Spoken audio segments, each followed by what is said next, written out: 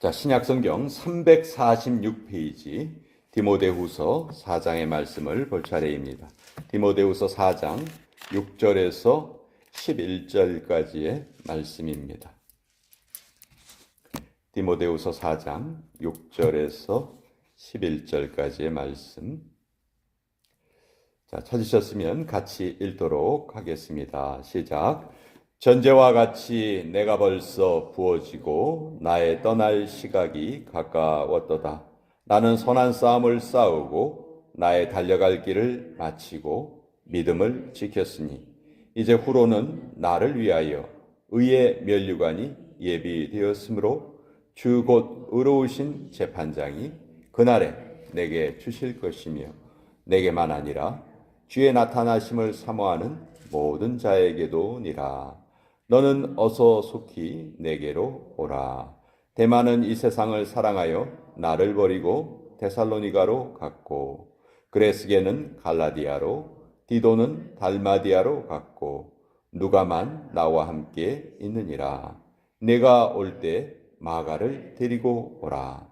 그가 나의 일에 유익하니라. 하나님의 말씀입니다. 아멘. 자, 이 디모데후서는 바울이 남긴 마지막 서신입니다. 신약성경에 바울이 남긴 서신이 13편이 기록되어 있죠. 히브리서까지 더하면 14편입니다. 신약성경이 27권이니까 권수로만 따지면 신약성경의 절반 이상을 남겼던 인물이 바울입니다. 그러니까 이 바울의 여러 편지 중에서 디모데후서는 맨 마지막에, 바울은 결국 네로 황제 시절에 로마에서 순교당하거든요. 참수형을 당합니다. 베드로는 십자가에 거꾸로 매달려서 죽었죠. 바울은 목이 잘려서 죽었어요. 왜 둘이 죽은 모습이 달랐을까요? 바울은 로마 시민권자였기 때문에 시민권자에게는 십자가형이 허락되지 않았어요.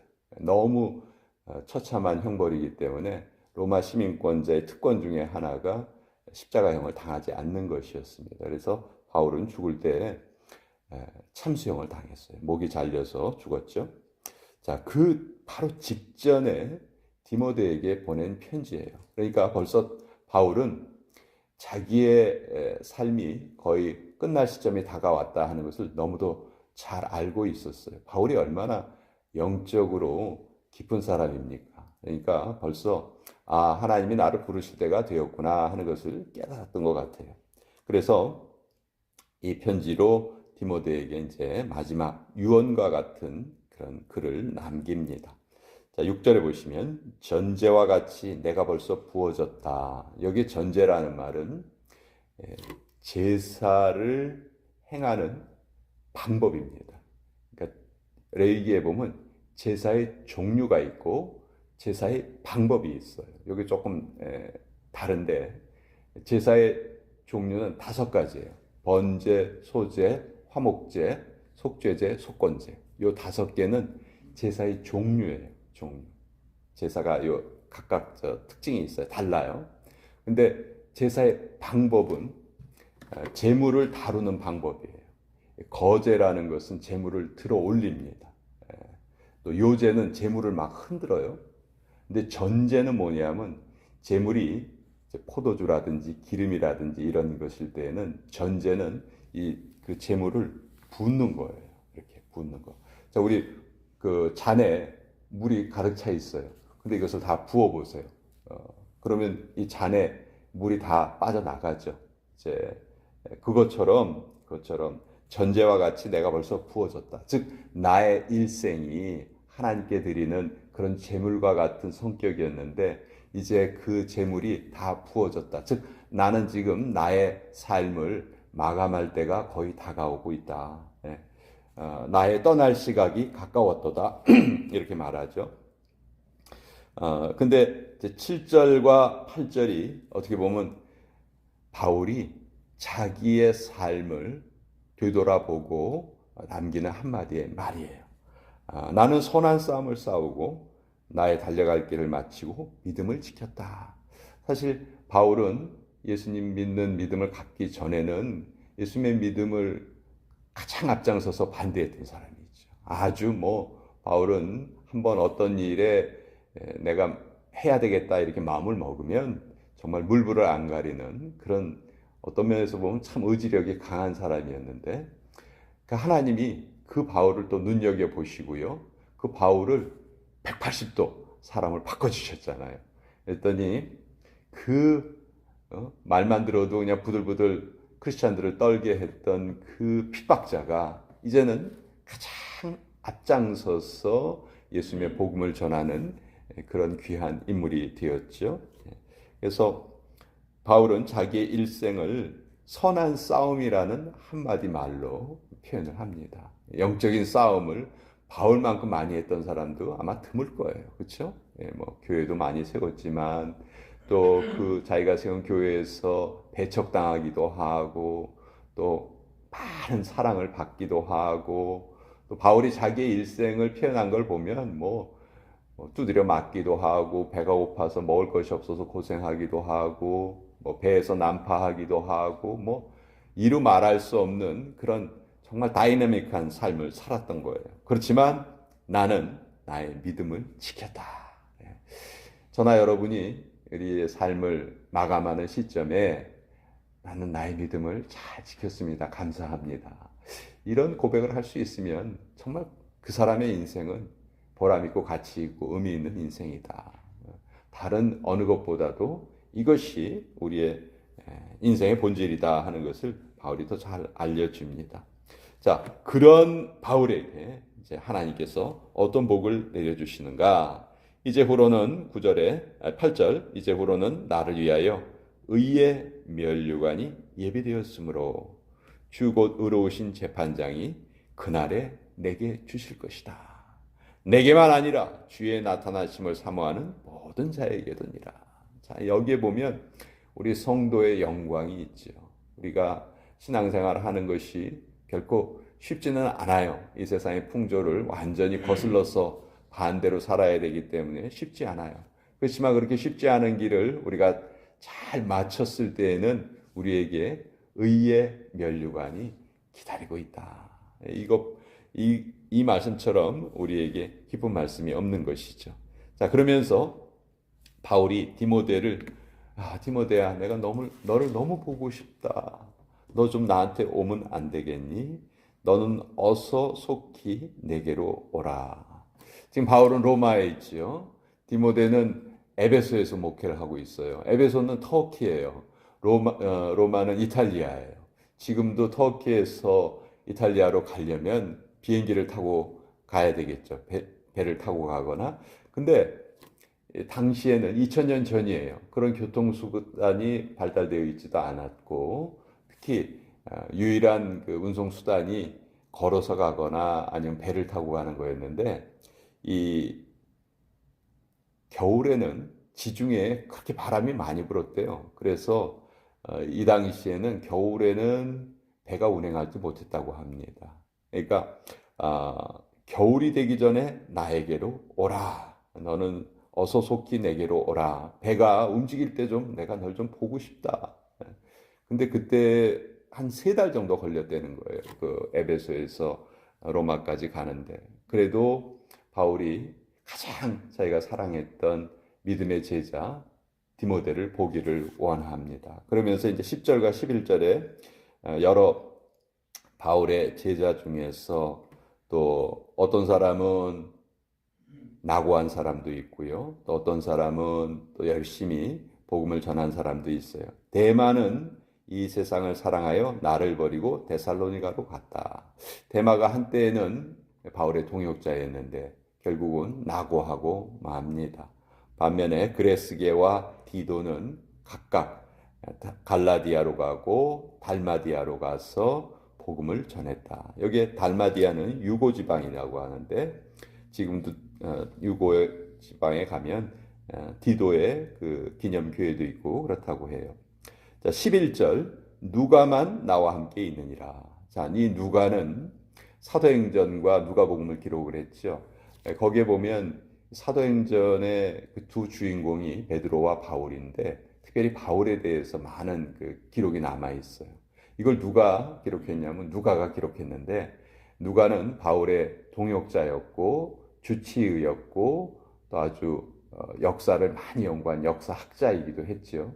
그래서 끝까지 바울의 옆을 지켰던 사람이 바로 이 누가예요. 누가가 끝까지 바울과 함께했고, 이때 이제 바울이 참 재미있는 말을 하는데, 마가를 좀 데리고 가라. 그가 나의 일에 유익하다.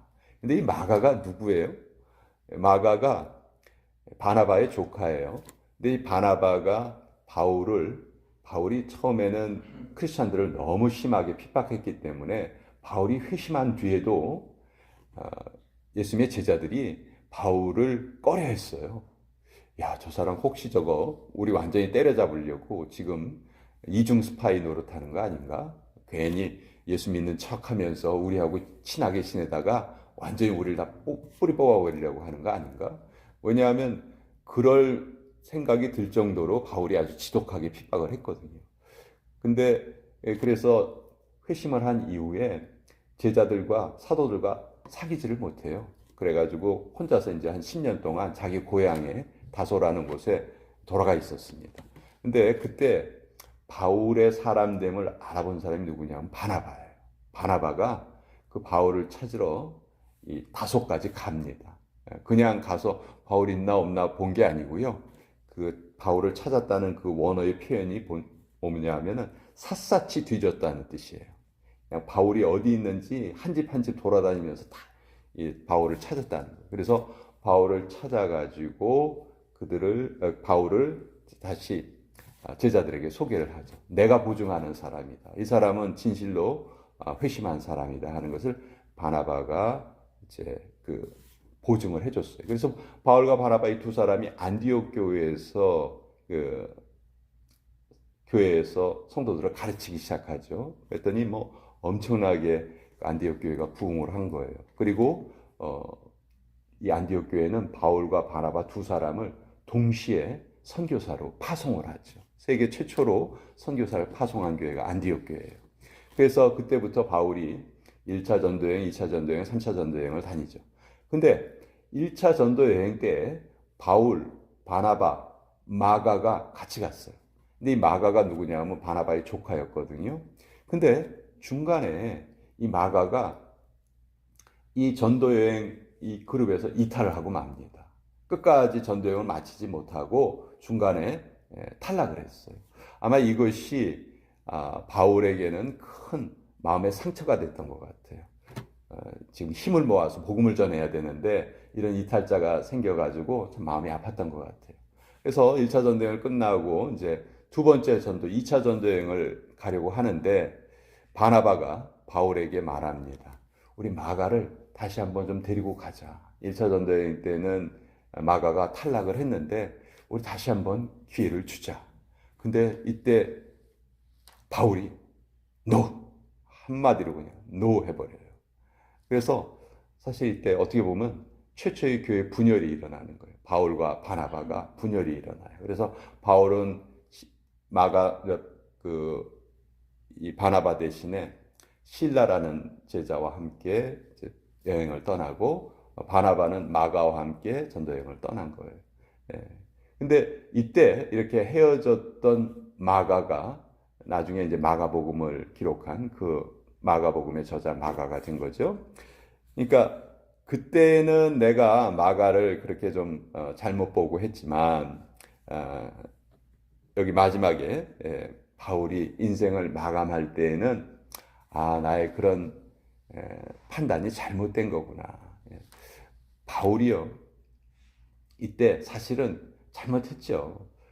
자기를 아무도 믿어주지 않던 자기를 누가 그 일을 이루어줬습니까? 누가 자기가 전면에 나설 수 있도록 도와줬어요? 바나바가 도와준 거죠. 만약 바울의 논리대로 하면 한번 전도여행을 했다가 실패했기 때문에 다시 쓸 수 없다 하면 사실 바울이란 인생도 다시 쓸 수 없는 인생이에요. 그렇죠? 근데 여기에서 바울이 좀 너무 좀 어떻게 보면 경솔한 결정을 했고, 그렇지만 마지막에 바울의 인격이 성숙됐을 때에는 그것을 다 자기의 잘못을 인정을 하고 마가를 좀 데리고 와라. 디모데야, 마가도 참 보고 싶다. 옛날에는 내가 마가에게 참 그렇게 너무 그렇게 잘못된 결정을 했는데 이제 마가를 만나서 다시 한번 마가와 믿음의 교제를 나누고 싶다.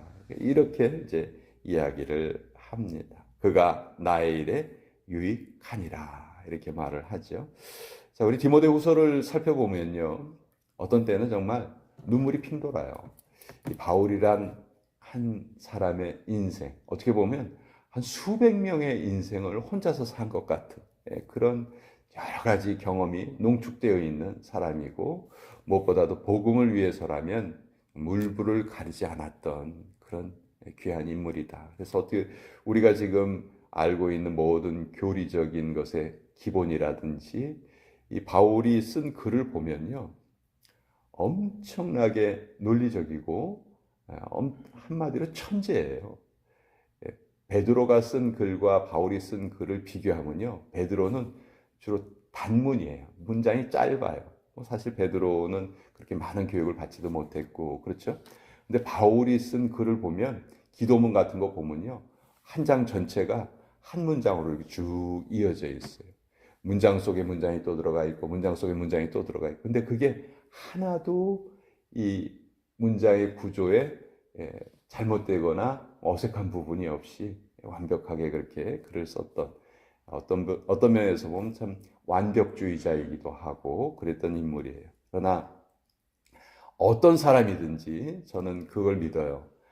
이 우리의 성향은 다 여러 가지예요. 어떤 사람은 참 철저한 사람도 있고, 어떤 사람은 참 여유로운 사람도 있고, 느긋한 사람도 있고, 뭐 다 인생을 살아가는 자기 기질이 있죠.